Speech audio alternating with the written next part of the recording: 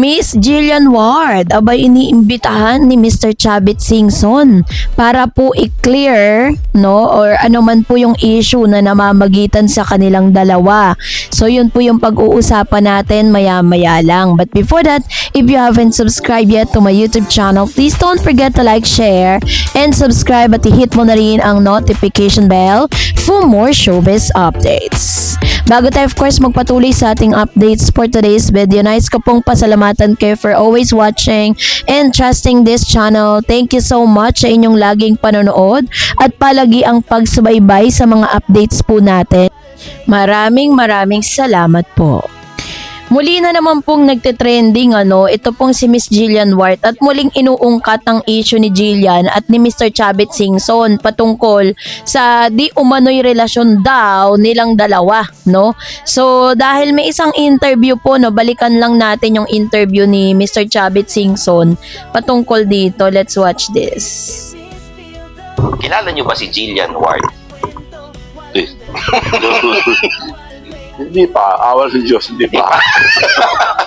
Bakit kayo natichismis? Anak-anak Yun nga eh. Yun nga eh. Pero, inimbita yata nila sa may magpapakilala para pareho namin de-deny. Para mawala na. Kasi kung kami, kanyo, nagde-deny ako, nagde-deny siya, parang naglulukuhan lang eh. Kaya kailangan mag-meet kami para pareho namin din ay explain everything. So hindi niyo pa nakakilala? Nakakilala. Oo. Di ba? Oo. Sana. Sa isang interview po na kung saan pinaunlakan ni Mr. Chavit Singson ang ito pong interview na to na The Men's Room para po ipaliwanag ang isyong ito. Kasi matapos pong magpaliwanag din si Miss Jillian Ward dun po sa Fast Talk with Boy Abunda, ay hanggang sa ngayon hindi pa rin tumitigil pala ang isyong ito dahil syempre alam natin relevant talaga si Jillian Ward sa publiko.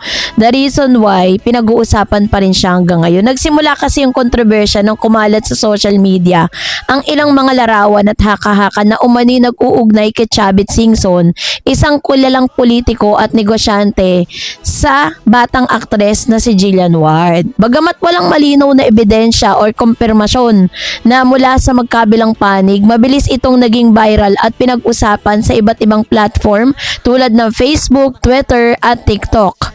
Ang mga netizen ay naglabas ng sari-sari din nilang mga opinyon na may naniniwalan at nagdududa na mayroon ding nananawagan na tigilan ng pagpapakalat ng walang basehang impormasyon. Ang bilis ng pagkalat ng balita ay patunay kung gaano kalakas ang impluwensya ng social media sa paghubog ng opinyon ng publiko. So para lang po malinawan natin, sino nga ba si Mr. Chavit Singson? Bakit lahat na lang ata ng mga aktres sa Pilipinas ay laging nauugnay sa pangalan ni Chavit?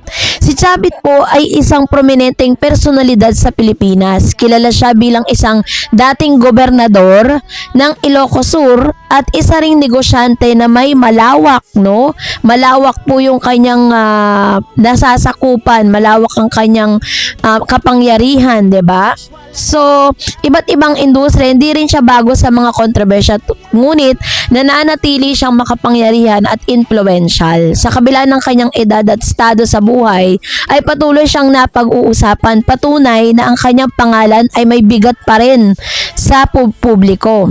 Si Jillian Ward naman ay isang rising star sa kanyang henerasyon. Bata pa lamang ay sumisikat na siya sa telebisyon at patuloy na hinahangaan dahil sa kanyang talento sa pag-arte. Kilala rin siya sa pagiging professional at grounded, bagay na lalong nagpalapit sa kanyang mga tagahanga. Dahil sa kanyang murang edad at malinis na imahe, maraming netizen ang naging protective sa kanya nang lumabas ang issue.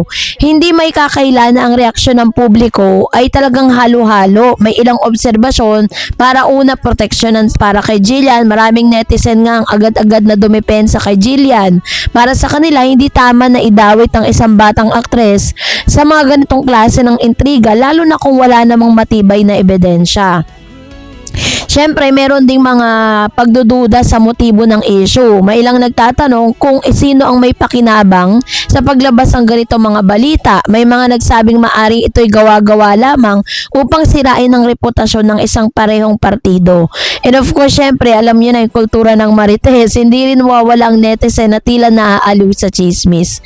So, sa isang interview po niya, isinabi niya dito na nag-set po sila ng meeting, no? Parang na-meet niya si Miss Jillian Ward, no? Tapos po, nag-usap po silang dalawa para linawin po yung issue. Kasi sabi nga ni Mr. Chavit Singson sa kanyang interview, never niya pa pong nami-meet at hindi niya pa po nakikilala ng personal si Jillian.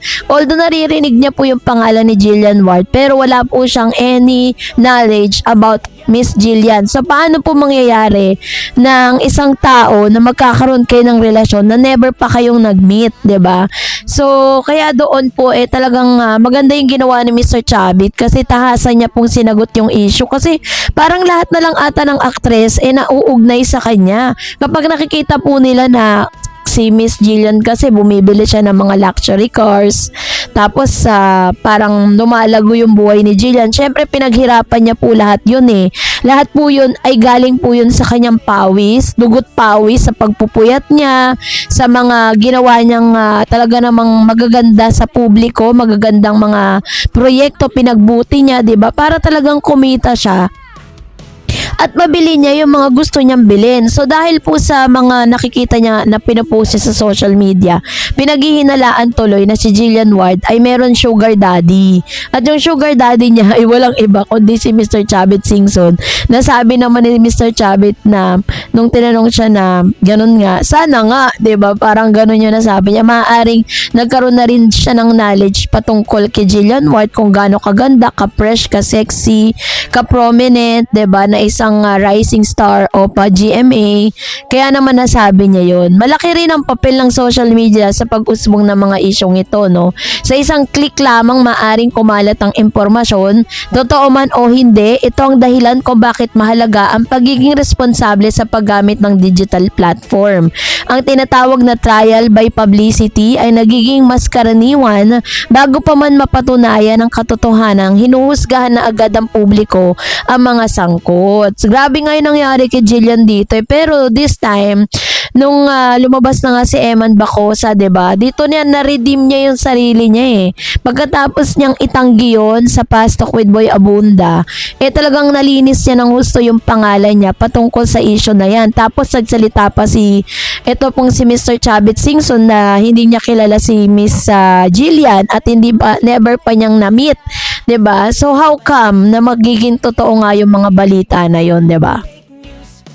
Kaya naman na magsaya tayong lahat kasi at least bago pa man po dumating sa punto na magkamabutihan sila ni Eman ay naging maayos na po yung mga isyong ito kasi pwede rin po kasi itong ibalik-balik at makasira sa kung anumang relationship na mabubuo between Jillian and Eman Bacosa. At least na-arrest na po yung problema at issue patungkol dito. So, kaya naman iwasan natin yung maninira ng mga ganyan, 'di ba? Huwag na natin silang ilagay sa trial by publicity, 'di ba?